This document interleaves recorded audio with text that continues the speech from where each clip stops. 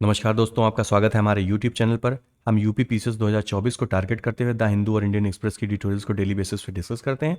आज डेट है 31 अक्टूबर और आज हमारा पूरा देश राष्ट्रीय एकता दिवस को मना रहा है। सरदार वल्लभ भाई पटेल जी का जन्मदिन आज पड़ता है और उन्होंने भारत को एक सूत्र में बांधा था। उनके अथक प्रयास के ही दम पर जितने भी रजवाड़े थे उस टाइम पर वो हमारे भारत देश में मिले और एक संपूर्ण बृहद भारत का निर्माण हुआ। आज जो सबसे पहला आर्टिकल हम डिस्कस करने वाले हैं वो हमारे इन्फोसिस के फाउंडर नारायण मूर्ति जी के द्वारा एक कमेंट किया गया कि देखिए हम लोग क्यों पीछे हैं। वो कहते हैं कि इंडियंस की जो प्रोडक्टिविटी है वो बहुत कम है इन कंपैरिजन टू जो डेवलप्ड कंट्रीज़ हैं। उन्होंने कहा इसके लिए इंडिया को अगर अपनी प्रोडक्टिविटी इंक्रीज करनी है ना, हमें जर्मनी और जापान जैसे देशों के साथ में बराबर उनके बराबर प्रोडक्टिविटी लानी है, उनके बराबर डेवलप्ड नेशन बनना है। तो हमारे जो भी वर्किंग बंदे हैं उनको 70 आवर्स पर वीक काम करना चाहिए, यानी कि एक सप्ताह में 70 घंटे। और ये अगर 6 दिन एक सप्ताह में काम किया जा रहा है तो ये बनते हैं करीब 11 घंटे के आसपास में, 11.5 घंटे। और अगर 5 दिन एक सप्ताह में काम होता है जैसे आईटी कंपनियों में होता है या बहुत सारी ऑर्गेनाइजेशंस में होता है तो उस हिसाब से 14 घंटे काम करना चाहिए।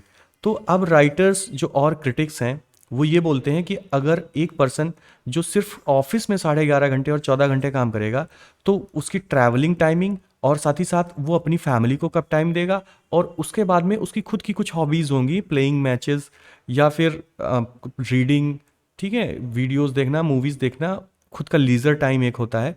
तो उन सब चीज़ों के लिए एक कोई भी आदमी कैसे टाइम निकालेगा, इस चीज़ की बात होगी। तो अब जब चूंकि नारायण मूर्ति जी ने भारत की प्रोडक्टिविटी को जर्मनी के साथ में और जापान के साथ में बोला कि कम है, तो यहाँ पे जो राइटर हैं वो फिर कंपैरिजन करते हैं कि इंडिया और जो हमारी जर्मनी की टाइमिंग है, कैसे इंडियन जो वर्कर हैं वो कितने आवर्स काम करते हैं, वहाँ पर जर्मनी में जो पर्सन्स हैं वो कितने घंटे खेल में, रीडिंग में, फैमिली में टाइम देते हैं या फिर टीवी देखने में टाइम देते हैं, साथ ही साथ इंडिया में कितना टाइम दिया जाता है, और हमारी प्रोडक्टिविटी क्या पहले रही है और आज की डेट में क्या है, और साथ ही साथ हमारे इनफॉर्मल सेक्टर में हमारा कितना एम्प्लॉयमेंट है। तो देखिए सबसे पहली चीज़ तो आप ये समझ लीजिए कि हमारे एम्प्लॉयमेंट सेक्टर में, सॉरी, हमारा जो इनफॉर्मल सेक्टर में जो हमारा एम्प्लॉयमेंट है हमारी इंडिया का वो बहुत कम है। ये यहाँ पे इस ग्राफ पे आप देखिएगा अगर, तो ये ग्राफ शो करता है कि इनफॉर्मल सेक्टर में जहाँ पर जर्मनी और जापान में 4 या 5% लोग काम करते हैं, वहीं पर इंडिया में 90% से ऊपर लोग काम करते हैं इनफॉर्मल सेक्टर में। इनफॉर्मल सेक्टर मतलब जो जहाँ पर रिकग्नाइजेशन ना हो सोशल सिक्योरिटी स्कीम्स का, वर्किंग आवर्स का, वर्किंग कंडीशंस का, या कोई रिटन कॉन्ट्रैक्ट ना हो, जब जब मन हो तब एम्प्लॉयमेंट से निकाल दिया जाए, और रेगुलर एम्प्लॉयमेंट अपॉर्चुनिटीज़ भी ना हो। कहने का मतलब वो रेगुलर एम्प्लॉयमेंट ना हो लॉन्ग टर्म से रिलेटेड। तो अब देखिए कितना अंतर है। अब दूसरी चीज़ आइए अब समझते हैं कि वर्किंग आवर्स की बात जो की हमारे नारायण मूर्ति साहब ने, तो उनके हिसाब से किसी भी इंडियन को 70 घंटे काम करना चाहिए, ठीक है, एक वीक में। अब उसमें अगर जो एक सर्वे किया गया था टाइम यूज़ मैगजीन के द्वारा, टाइम यूज़ सर्वे, ये यहाँ देखिएगा, टाइम यूज़ के द्वारा 2019 में, और उसके अनुसार कहा जाता है कि जो इंडिया में 15 से 29 साल के युवा जो काम कर रहे हैं वो 7.5 घंटे रूरल एरियाज़ में काम करते हैं और 8.5 घंटे अर्बन एरियाज़ में करते हैं। और ये पूरी इंडिया का एक मैप दिया हुआ कि कहाँ पर कौन कितने घंटे लगभग में काम करता है। देखिए जैसे 9.6% उत्तराखंड में सबसे ज़्यादा काम किया जाता है, ठीक, जो कि बहुत ही पास में है, करीब 11 घंटे के। ठीक, अब आइए हम देख लेते हैं कि जर्मनी वगैरह में कितने घंटे काम किया जाता है। इस चार्ट में शो किया जाता है कि करीब 1951-52 में जो जर्मनी और जापान की वर्किंग आवर्स थे वो एक साल में 2400 घंटे और यहाँ पर करीब 2000 घंटे। तो अगर इन दोनों का एवरेज भी निकालें तब भी राइटर बताते हैं कि करीब 9 घंटे, 8 से 9 घंटे के बीच में जर्मनी और जापान के लोग अगर 5 दिन का वर्किंग डे है एक सप्ताह का, 5 डेज वर्किंग वीक है, तो उसमें भी 8 से 9 ही घंटे सिर्फ जर्मनी और जापान के लोग काम करते थे। 1952 की बात हो रही है, और आज की डेट में तो और भी बहुत कम हो गया। यहाँ देखिए 1600 और 1300, यानी कि अगर 5 वर्किंग डेज होंगे तो ये करीब 6 घंटे के आसपास में आ जाएगा। तो काफ़ी लेस है, ठीक है। और जो कि हमारे जो नारायण मूर्ति साहब वो बोलते हैं, जो उन्होंने 70 घंटे की बात की एक वीक में, जो कि 11.5 घंटे हो रहा है ऑन एन एवरेज, अगर कोई 6 दिन काम कर रहा है। उसमें भी 2 घंटे कम था, 1952 की टाइमिंग की बात हो रही है। तो देखिए कितना डिफरेंस है। उसी के साथ ही साथ में अगर आप लेबर प्रोडक्टिविटी की बात करिए, तो देखिए इतने कम टाइम काम करने के बाद में भी जो जापान की पहले के टाइम की प्रोडक्टिविटी देखिए, $1 या $2 के आस, ये डॉलर है पर आवर, मतलब कि 1 घंटे में, जैसे सपोज दैट कि $1 1 घंटे में है, तो $1 पर आवर के हिसाब से ये प्रोडक्टिविटी हो रही है कि आप 1 घंटे में कितने डॉलर्स कमा रहे हैं। कोई $5 कमाएगा, कोई $6 कमाएगा, कोई $8 कमाएगा। तो 1951-52 की बात हो रही, तो मान लीजिए $1-2 के आसपास प्रोडक्टिविटी थी। लेकिन आज की डेट में कितनी प्रोडक्टिविटी है जर्मनी की, देखिए $59 पर आवर। जापान की कितनी है, $43 पर आवर। और इंडिया की कितनी है, $9 पर आवर। तो यानी कि इंडिया का एक लेबर 1 घंटे में $9 कमाता है, वहीं पर जापान के $43 और जर्मनी के $69, 59 मैंने बोल दिया था शायद, $69, $69। तो देखिए कितनी हमारी प्रोडक्टिविटी कितनी कम है। तो अगर इतने घंटे हम लोग ज़्यादा काम कर रहे हैं इंडियंस, तब भी प्रोडक्टिविटी कम है, इसका क्या रीज़न है? इसका रीज़न है कि आपके पास क्रिएटिविटी नहीं है। दूसरी चीज़ क्या है? दूसरी चीज़ आप अपने मन से सोचिए, ये हमारे आर्टिकल में नहीं है, लेकिन हमारी प्रोडक्टिविटी कम क्यों है? हमारी प्रोडक्टिविटी कम इसलिए भी है क्योंकि हमारा बहुत सारा जो लेबर है वो जीडीपी में काउंट नहीं होता है। कौन सा लेबर जीडीपी में काउंट नहीं होता, आप बताइए? वुमेन्स हैं हमारे यहाँ जो फार्म एक्टिविटीज़ में काम करती हैं, या फिर जो खुद हमारे जो लेबर किसान हैं, वो जो खुद अपने खेतों में काम करते हैं, तो उसका भी लेबर पार्टिसिपेशन जीडीपी में नहीं जुड़ता। वुमेन्स जो घर में डोमेस्टिक केयर करती हैं, केयर वर्क जो होता है, उसको जीडीपी में नहीं इंक्लूड किया जाता है। तो ये भी तो एक रीज़न है कि हम लोगों के यहाँ, क्योंकि देखिए जर्मनी और जापान में बहुत सारी वुमेन्स जो है वर्किंग हैं, वो हमारे यहाँ की तरीके से वहाँ जो है वुमेन्स का पार्टिसिपेशन रेट बहुत ज़्यादा है हम लोगों से कंपेरिजन में। उसके बाद में देखिए ये लीजर टाइम की कुछ बात हो रही है यहाँ पर, कि रेडियो में और टीवी में कितना टाइम स्पेंड करते हैं जब जर्मनी वाले। यहाँ पर उनके आवर्स दिए गए हैं, देखिए जर्मनी, और यहाँ पर लिखा नहीं हुआ है, सॉरी, यहाँ से आप नीचे से देखिएगा कि ये अगर आप इसको ऐसे ड्रॉ करेंगे सीधी लाइन, सीधी सीधी सीधी, तो ये करीब मान लीजिए 2 2 घंटे 2.5 घंटे स्पेंड कर रहे हैं। ठीक है, जर्मनी वाले, जापान वाले करीब 1.5 घंटे, इंडियंस 1.7 आवर्स टीवी पर। स्पोर्ट्स पे देखिए हमारी आवर्स कितनी हैं, सिर्फ 0.08। जर्मन में कितना है, 0.43 आवर्स, यानी करीब आधा घंटा तो खेलते ही खेलते हैं जर्मन वाले। हम लोग कितना खेलते हैं, हम लोग 8 मिनट खेलते हैं। ठीक है, ऑल जो भी इंडियंस है। उसके बाद में other unpaid work, volunteering, volunteering भी करते हैं जापान वाले, जर्मनी वाले। इंडिया में कोई वॉलंटियरिंग, अपने काम ही से किसी को फुर्सत नहीं, तो वॉलंटियर क्या करेगा? वॉलंटियर मतलब सफाई करना और पेड़ लगाना, सैपलिंग्स, इस तरीके की। अदर लीजर एक्टिविटीज़ में जापान आगे है। ये देखिए स्लीप में, अब इंडिया स्लीप में सोता बहुत है इंडिया, तो इंडिया सोता है, ठीक है, 8.5 घंटे से ऊपर सोता है। जब जर्मनी वाले तो ठीक है 8.3, कोई बुरा नहीं, लेकिन जापान वाले जो है वो बहुत कम सो रहे हैं, 7.4 ऑन एन एवरेज। और हाउस वर्क देखिए, वही मैंने बताया था ना, हाउस वर्क अपने यहाँ ज़्यादा है, 2.5 घंटे का, यहाँ 1.8 है, 1.3। ये तो और भी ज़्यादा है हाउस वर्क, क्योंकि अभी इसमें तो उन्होंने मेंस को भी मिला दिया, अदरवाइज वुमेन्स का तो सिर्फ हाउस वर्क ही होता है। तो इस तरीके का कंपेरिजन किया जाता है।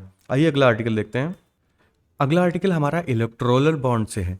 इलेक्टोरल बॉन्ड में आपको पता है कि इस समय इलेक्टोरल बॉन्ड को लेके सुप्रीम कोर्ट में कुछ पिटीशन पेंडिंग हैं। उसमें बहुत सारे इश्यूज थे, अलग अलग एनजीओ ने या फिर एक्टिविस्ट ने पिटीशन फाइल की थी इलेक्टोरल बॉन्ड के अगेंस्ट में, कि ये कॉन्स्टिट्यूशनल वैलिड नहीं है। कहने का मतलब ये डेमोक्रेटिक प्रिंसिपल के अगेंस्ट में है, साथ ही साथ इम्पार्शियलिटी और फेयरनेस के भी अगेंस्ट में है।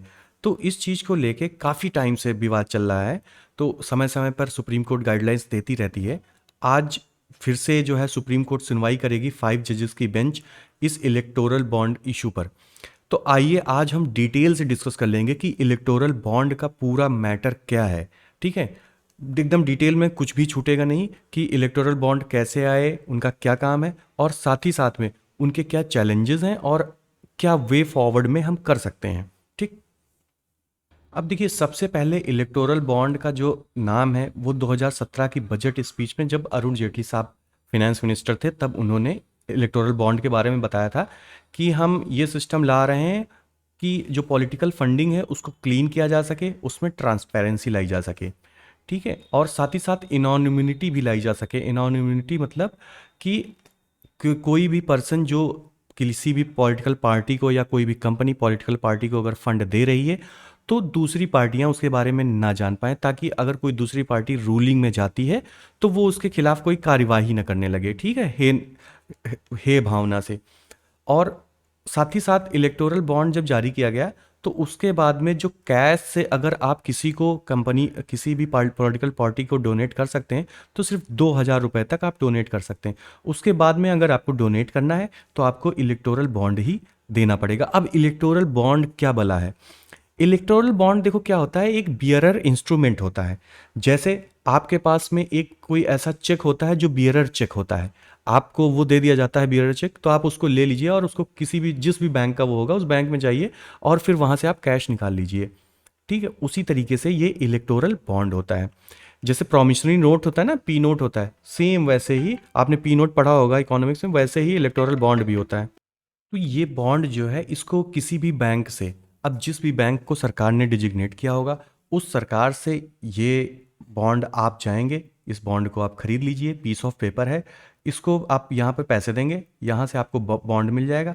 इस बॉन्ड को आप ले जाके आप पॉलिटिकल पार्टी को दे दीजिए और फिर वो पॉलिटिकल पार्टी क्या करेगी, विद इन 15 डेज में जाएगी बैंक के पास में और उसको इन कैश कर लेगी, ठीक है। ये एक पूरा इकोसिस्टम है।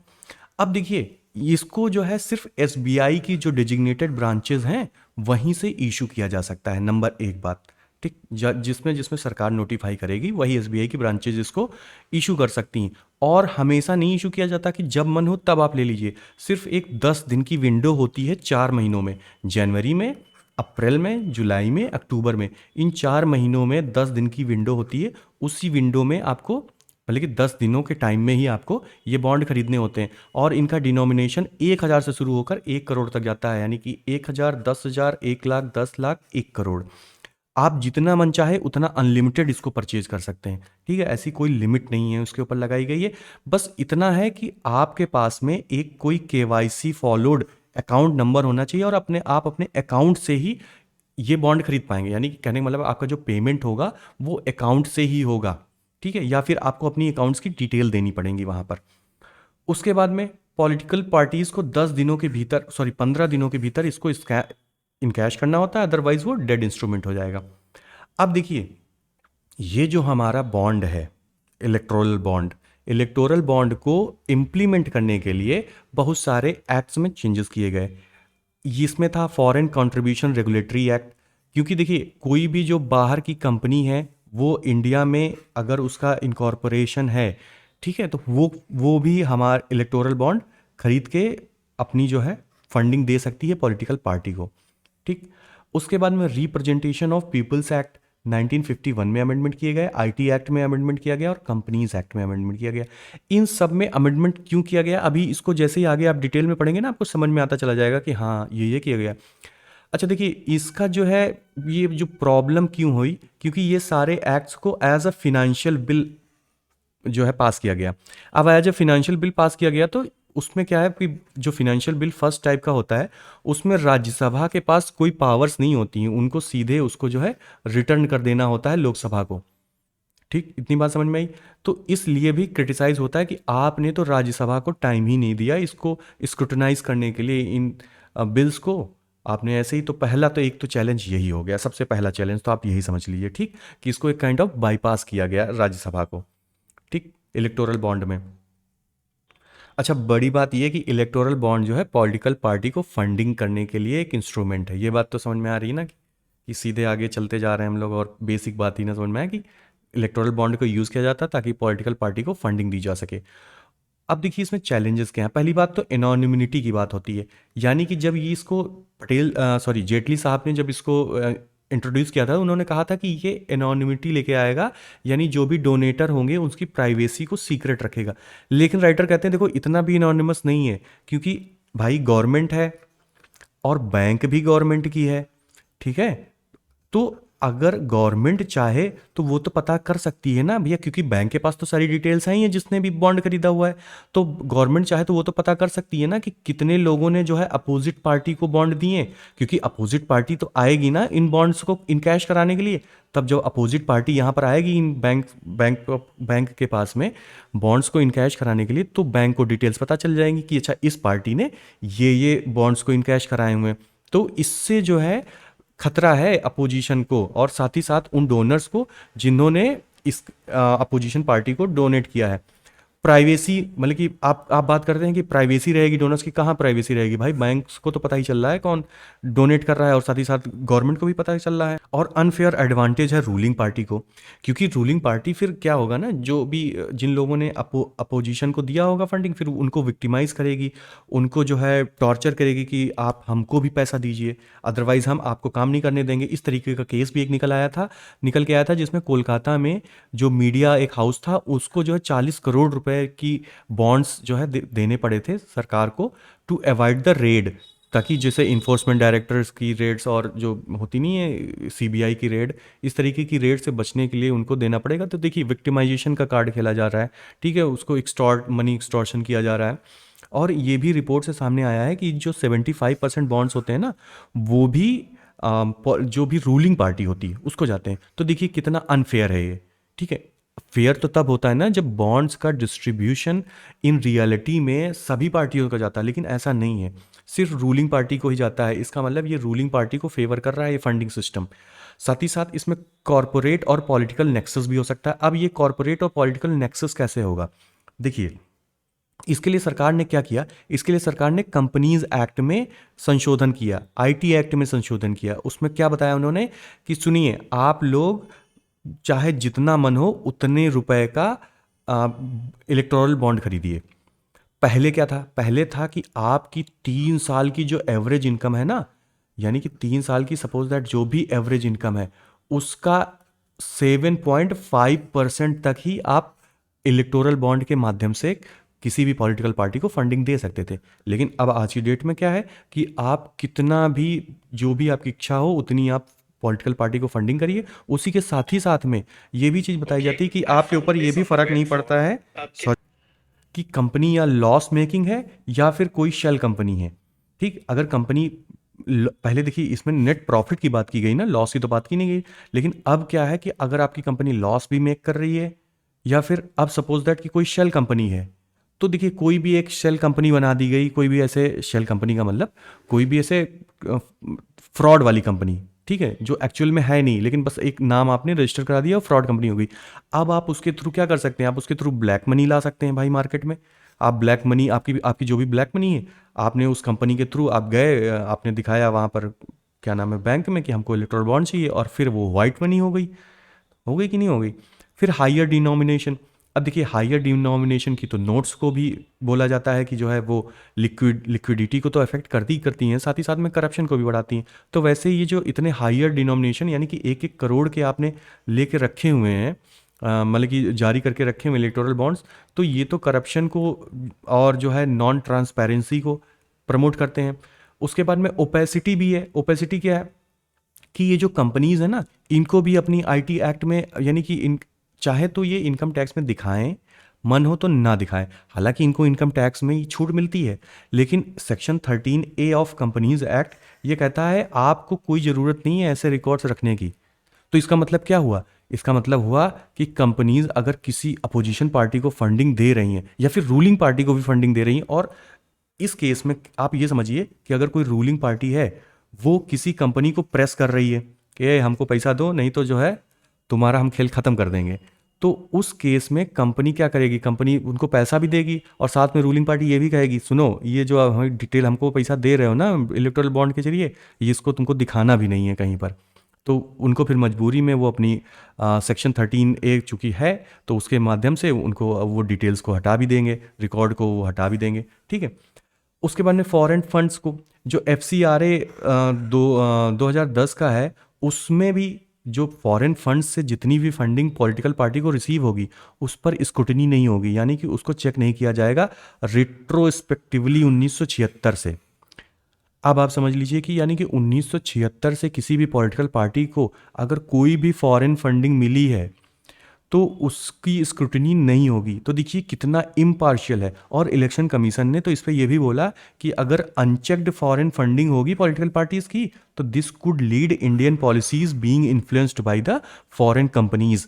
तो फॉरेन कंपनीज का ऑब्वियस सी बात है, जब जो कंपनी फंड करेगी उसी का तो इन्फ्लुएंस होगा। जो पॉलिसीज होंगी वो हो सकता है कि वो हमारे समाज हित में ना होके वो उन बाहर कंपनियों के हित में बनने लगे और वो कंपनी ज़्यादा प्रॉफिट कमाने लगे। साथ ही साथ non disclosure of donating by the political parties, यानी कि पॉलिटिकल पार्टीज को भी ये अधिकार पूरा दिया गया हुआ है, ठीक है, कि वो रिप्रेजेंटेशन ऑफ पीपल एक्ट 1951 में अमेंडमेंट्स किए गए और उसमें बताया गया कि पॉलिटिकल पार्टीज को जो भी डोनेशन मिल रही है इलेक्टोरल बॉन्ड के जरिए उसको डिस्क्लोज करने की कोई आवश्यकता नहीं है। इसी के खिलाफ एसोसिएशन फॉर डेमोक्रेटिक रिफॉर्म ने ये भी किया था, पिटीशन भी किया था। ये एक एनजीओ है, एडीआर इसको बोलते हैं, एसोसिएशन फॉर डेमोक्रेटिक रिफॉर्म। इसने बोला था कि भैया ये लोग तो जो है इलेक्टोरल बॉन्ड से अपनी फंडिंग को भी छिपा रहे हैं, तो आप एक काम करिए, इनको एक कंपनी का दर्जा दीजिए और ये जितनी भी फंडिंग है उसको ये शो करें अंडर द आरटीआई। ठीक है, आरटीआई के एम्बिट में नहीं आता है ये, तो आरटीआई के एम्बिट में इनकी फंडिंग को लाया जाए ताकि आम आदमी को तो भी पता चले, क्योंकि भाई आम ही आदमी के लिए तो आप ये सारे रूल्स बना रहे हैं, तो आम आदमी को ही नहीं पता चलेगा। तो आरटीआई की, लेकिन फिर एडीआर के केस में फिलहाल कोर्ट ने नॉर्मल तो नहीं किया, आरटीआई के अंतर्गत नहीं लाए, लेकिन कोर्ट ने बोला कि एक काम करिए आप लोग पॉलिटिकल पार्टीज, कि आप लोग इलेक्शन कमीशन ऑफ इंडिया को जितना भी ये इलेक्टोरल बॉन्ड के थ्रू आपको डोनेशन मिल रहा है ना, इसको आप एक सील्ड लिफाफे में उनको पहुंचाइए। ठीक, तो ये इस बात के स्वागत जो है सारी पार्टियों ने किया, भाई करेंगे करेंगे क्योंकि सील्ड लिफाफे में जा रहा है। और देखिए इसका डिस्क्रिमिनेशन का इशू क्या है कि ये डिस्क्रिमिनेट करती है कि उन पार्टीज़ को जिन पार्टीज़ की किसी भी जनरल इलेक्शन में, चाहे वो पार्लियामेंट का जनरल इलेक्शन हो या फिर लेजिस्लेटिव का जनरल असेंबली हो, उसमें 1% से कम वोट अगर किसी भी पार्टी को मिली है तो उसको जो है इलेक्टोरल बॉन्ड के थ्रू फंडिंग नहीं अलाउड है। यानी सेक्शन 29A के अंतर्गत इस चीज़ को बैन कर दिया गया है। ठीक, अब देखिए फिर इन पार्टीज़ के पास में फंडिंग का क्या ऑप्शन रह जाएगा? भाई वही तो ऑप्शन रह जाएगा, सिर्फ 2,000 रुपये कैश में ही तो आप ले सकते हो, क्योंकि इससे ऊपर अगर आपको लेना है तो आपको इलेक्टोरल बॉन्ड चाहिए और आप इलेक्टोरल बॉन्ड ले नहीं सकते। फिर तो आप चंदा चंदा चोरी वाला काम हो गया कि छोटे छोटे जो है लेके चंदा करिए। अब देखिए वे फॉरवर्ड में क्या बात की जाती है, वे फॉरवर्ड में बात की जाती है कि देखो भैया ट्रांसपेरेंसी लेके आओ, मतलब इस तरीके से काम नहीं चलेगा। Order full and real time disclosure होना चाहिए जो भी इलेक्टोरल बॉन्ड्स की फंडिंग है। ठीक, इसको आप अपने मन से समझ लीजिए, मैंने लिखा नहीं है इलेक्टोरल बॉन्ड की फंडिंग। उसकी मोरल लीडरशिप, मतलब कि गांधी जी क्या कहते हैं, पॉलिटिक्स विदाउट प्रिंसिपल्स। तो मोरल अगर लीडरशिप नहीं है तो उससे तो कोई फ़ायदा नहीं ना। जो कंपनीज़ हैं, पॉलिटिकल लीडरशिप हैं, उनको खुद सामने आना चाहिए, खुद डिस्क्लोज करनी चाहिए फंडिंग को, जैसे झारखंड मुक्ति मोर्चा ने रिसेंट में किया है। ठीक, उसके बाद में रिफॉर्म्स होने चाहिए फंडिंग को रिलेटेड। कुछ कमेटीज़ हैं जैसे Dinesh Goswami committee, Indrajit Gupta committee, law commission 1999 और सेकंड एआरसी कमेटी। इन लोगों ने बोला कि स्टेट फंडिंग इलेक्शन होना चाहिए। स्टेट फंडिंग इलेक्शन का मतलब जो भी इलेक्शंस हों उसमें पार्टीज़ को उनकी उनकी मतलब कि एक हिसाब से समझ लीजिए कि उनकी सीट्स के हिसाब से या फिर जो भी पिछले इलेक्शन में उन्होंने जीता, इसका जो भी क्राइटेरिया होगा उसके हिसाब से हर एक पार्टी को ये इलेक्शन कमीशन ऑफ इंडिया जो है वो फंड करे, यानी कि स्टेट फंड करे इनको। अब स्टेट फंड कहाँ से करेगी?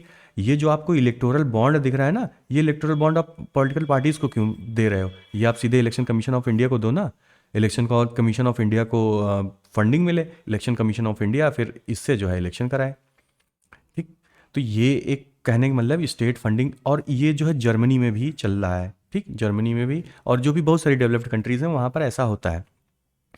उसके बाद में इलेक्शन कमीशन ऑफ इंडिया को ज़्यादा पावर दी जाए डिसीजन लेने के रिगार्डिंग, कि जैसे फॉर एग्जांपल कि कोई भी पॉलिटिकल पार्टी इलेक्शन में कितना पैसा खर्चा करेगी ये पार्लियामेंट डिसाइड करता है। हालांकि उसको enforce election commission of India ही करता है कि तुम फॉलो कर रहे हो कि नहीं कर रहे हो, लेकिन जो है उसको जो है अलाउ फिलहाल जितना उसको लिमिट जो रखनी है वो इलेक्शन कमीशन ऑफ इंडिया करता है।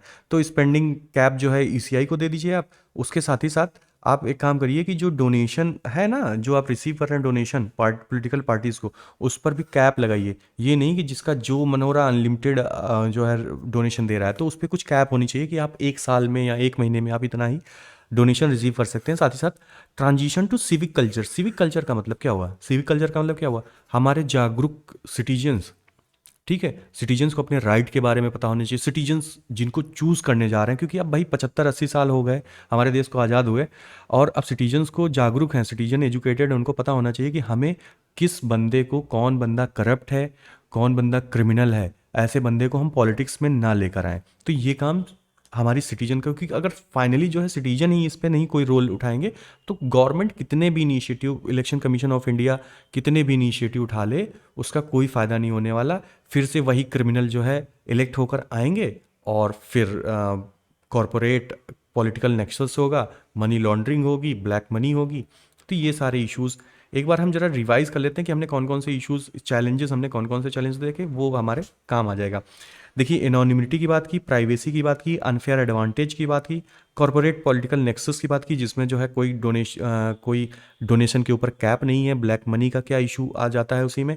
फिर हायर डिनोमिनेशन है, ओपेसिटी है। क्यों ओपेसिटी है? क्योंकि कंपनीज़ को भी ये रिकॉर्ड रखने की ज़रूरत नहीं है, फॉरेन फंड्स को स्क्रूटिनी नहीं किया जा सकता है, और नॉन डिस्क्लोजर ऑफ डोनेशन है बाय पॉलिटिकल पार्टीज़ की, पॉलिटिकल पार्टीज़ को डिस्क्लोज भी नहीं करना है ईबी के थ्रू जो भी उनको डोनेशन मिले हैं। और साथ ही साथ डिस्क्रिमिनेशन है कि जो 1% से कम वाली पॉलिटिकल पार्टीज़ हैं, उनको आप अलाउ ही नहीं कर रहे हो ईबी के थ्रू डोनेशन को ग्रैस्प करने के लिए। ठीक है।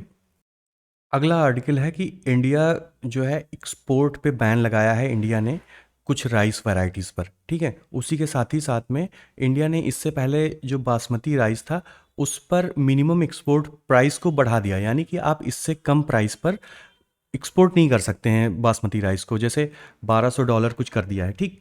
तो अब राइटर बोलते हैं कि इसके बारे में राइटर डिस्कस करते हैं। राइटर क्या बात करते हैं?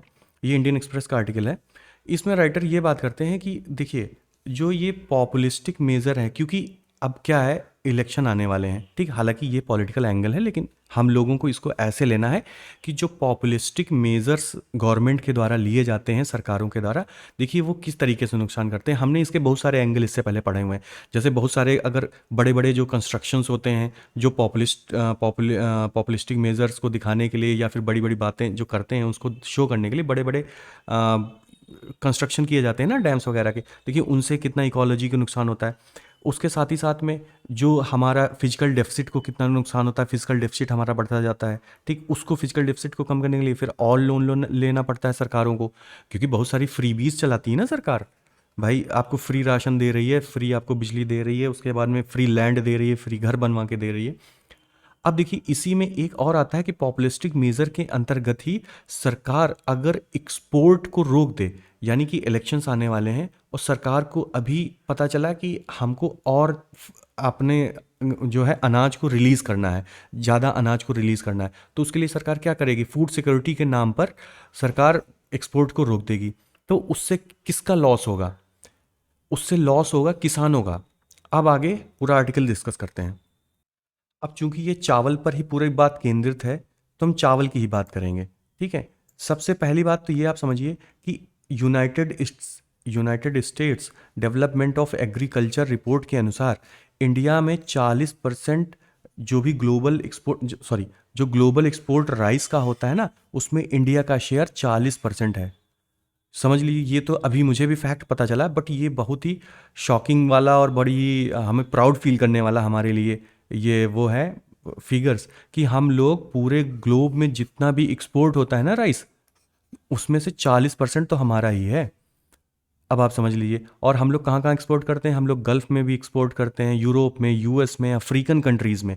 अच्छा देखिए, इसमें वैरायटी है, जैसे बासमती और नॉन बासमती राइस हमारे यहाँ से एक्सपोर्ट होता है। तो जो बासमती राइस है ना, वो थोड़ा सा रिच अपर मिडिल क्लास के लिए होता है। आपको पता है इंडिया में भी रिच लोग ही उसको खाते हैं, या फिर रिच नहीं तो ऐसा, मतलब कि जब भी कोई ओकेज़न होता है तभी खाया जाता है। तो वो गल्फ़ कंट्रीज़ में, यूरोप में और यूएस में डिमांड होती है उसकी बासमती राइस की, क्योंकि उसमें फ्रेगरेंस होती है, आपको पता है। और जो नॉन बासमती राइस है उसमें कई सारी वैराइटीज़ हैं, जैसे वाइट राइस होता है, ब्रोकन राइस होता है, मतलब कि जो टूटा फूटा होता है, पैराबॉइल्ड, जिसको हल्का सा हाफ बॉइल्ड करके कर दिया जाता है। जीरा राइस का आपने नाम सुना होगा, सांभा मंसूरी का नाम सुना होगा, तो ये सांभा मंसूरी लिखा हुआ है। ब्रोकन राइस और साथ ही साथ ब्राउन राइस। ब्राउन राइस मतलब जिसकी जो है हास यानी जिसकी भूसी नहीं साफ़ की जाती है, जिसको क्लीन नहीं किया जाता है। ये सारे थोड़े से सस्ते होते हैं, तो इनको जो है अफ्रीकन कंट्रीज़ में। तो देखिए अब इंडिया ने क्या किया, इंडिया ने बोला कि हम जो है हमारे यहाँ फूड क्राइसिस है, और देखिए अभी कुछ एग्रीकल्चर जो खरीफ की फसल थी इस बार की, यानी जो धान वाली फसल थी, उसके एस्टिमेट्स निकल के आए, तो पता चला कि हाँ कुछ 2% के आसपास में प्रोडक्शन में कमी आई है राइस में। तो प्रोडक्शन में कमी 2% आई है, लेकिन आपने जो है कुछ प्रोडक्ट्स को बैन कर दिया। ठीक, तो उसी पर राइटर बात करते हैं कि आपने जो ये बैन कर दिया है ना, इसको लेके अफ्रीकन कंट्रीज तो एकदम शॉक हो गई हैं। कैसे शॉक हो गई? क्योंकि अफ्रीकन कंट्रीज ही सबसे ज़्यादा आपके ये जो नॉन बासमती राइस के दो प्रोडक्ट्स, उन्होंने एक ब्रोकन राइस को और एक वाइट राइस को, शायद दो प्रोडक्ट्स को उन्होंने अभी के लिए रोक दिया है, एक्सपोर्ट नहीं हो रहे हैं। तो इससे जो अफ्रीका की डिमांड है उसके ऊपर तो एक मतलब कि सॉरी उसके ऊपर जो है कठिन बादल आ जाएंगे ना, उसको क्या बोलते हैं हम लोग, मतलब उनके उनके लिए प्रॉब्लम हो जाएगी। और बासमती राइस का क्या है? बासमती राइस का है कि बासमती राइस को मिनिमम एक्सपोर्ट प्राइस उस पर डिसाइड कर दिया गया है 1200 टन। अच्छा, नॉर्मल इसका कितना होता था? 800 से 1000 टन होता था, जो कि गल्फ और यूरोप यूएस में जाता था। ये मिनिमम एक्सपोर्ट प्राइस पहले होता था। लेकिन अब जब इतना बढ़ गया है तो देखिए ट्रेडर्स फिर इसको क्यों लेंगे, क्योंकि वहाँ पर भी तो डेस्टिनेशन पर भी इसकी जो है कॉस्ट महंगी हो जाएगी। तो जो ट्रेडर्स हैं, जो ट्रेडर्स का काम क्या होता है, इधर से खरीदना उधर से बेचना, तो वो ट्रेडर्स नहीं, उनके पास डिमांड ही नहीं है। तो जो हमारे कौन अफेक्ट हो रहा है फाइनली? हमारे फार्मर्स अफेक्ट हो रहे हैं, क्योंकि अल्टीमेट लूज़र तो वही हुए। और देखिए साथ ही साथ ये जो आपने सडनली आपका मूड आया, आपने मिनिमम एक्सपोर्ट प्राइस बढ़ा दिया। अब बहुत सारी कंट्रीज़ में जहाँ पर हमारी मार्केट है, ठीक है, आप उस मार्केट को भी तो ख़राब कर रहे हो। ठीक, क्योंकि मार्केट एक दिन में नहीं बनती है। आपने पिछले कई सालों से आप राइस में प्रोडक्शन में सबसे नंबर 1 पे चल रहे हो, तो इसकी वजह से आपने पूरे ग्लोब का ट्रस्ट हासिल किया हुआ है कि हाँ आप अच्छे से सप्लाई प्रोवाइड कर पाओगे। तो आप एकदम नी जर्क रिएक्शन दे के अगर इस तरीके से प्राइस बढ़ा दोगे, तो कहीं ना कहीं आप मार्केट को एक्सपॉइल कर रहे हो। और जब मार्केट कोई एक्सपॉइल करता है ना, स्पॉइल करता है ना, तो उसकी जगह कोई ना कोई दूसरा आ जरूर जाता है। दूसरा कौन आएगा? यहाँ आएगा पाकिस्तान, क्योंकि पाकिस्तान में हमारे ही जैसी, आपको पता है वहाँ पर भी सप्त सिंधु क्षेत्र है, तो वहाँ पर अच्छी नदियाँ हैं, फर्टाइल लैंड है, तो वहाँ पर भी बासमती राइस होता है, खूब होती है। तो वो मार्केट को कैप्चर कर सकते हैं हमारी। तो अगर उन्होंने मार्केट को कैप्चर कर लिया, तो आप जो एक कहते हो ना कि हमें एग्रीकल्चर की इनकम को डबल करना, तो आप उसको कैसे करोगे? साथ ही साथ आपकी जो आपको स्टेबल एक्सपोर्ट पॉलिसी रखनी चाहिए, क्योंकि अगर आप ऐसा नहीं करोगे तो आप जो ग्लोबल साउथ लीडर इमेज वाली बात करते हो ना, कि हम ग्लोबल साउथ के लीडर हैं, तो वो शैटर हो रही है, वो ख़राब हो रही है। ठीक है, क्योंकि देखिए आपके पास जो प्रोडक्ट है वही आप नहीं एक्सपोर्ट कर पा रहे हो उनको। तो इस तरीके की रिस्पेक्ट, और बहुत सारी राइटर बताते हैं कि आपने वीट एक्सपोर्ट पे बैन कर दिया, आपका 40% एक्सपोर्ट ड्यूटी लग रही है अनियन पे, यानी कि अनियन पे भी आप 40% एक्सपोर्ट ड्यूटी लगा रहे हो। तो आप कैसे डबल करोगे भाई, बताओ? एग्रीकल्चर एक्सपोर्ट को आप कैसे डबल करोगे? राइटर बताते हैं कि जब 2004 से 2005 के बीच में 8.67 बिलियन का एग्रीकल्चर एक्सपोर्ट होता था। फिर 2013-14 तक ये हो गया हमारा, कितना हो गया? 43 बिलियन डॉलर। ठीक, तो करीब 5 टाइम्स बढ़ा। लेकिन अभी 2023-24 में देखिए तो 85 बिलियन डॉलर। तो कहा कि पहले तो 5 फोल्ड जो है इंक्रीज हुआ एक्सपोर्ट, लेकिन अभी तो कुछ इंक्रीज ही नहीं हो रहा। तो क्यों नहीं इंक्रीज कर पा रहे हैं आप? तो आप एक्सपेंशन नहीं कर पा रहे हैं, इसका मतलब। तो वही राइटर बोलते हैं कि देखिए पहले ही आप अच्छा खासा आपने कुछ एक्सपेंशन किया नहीं है।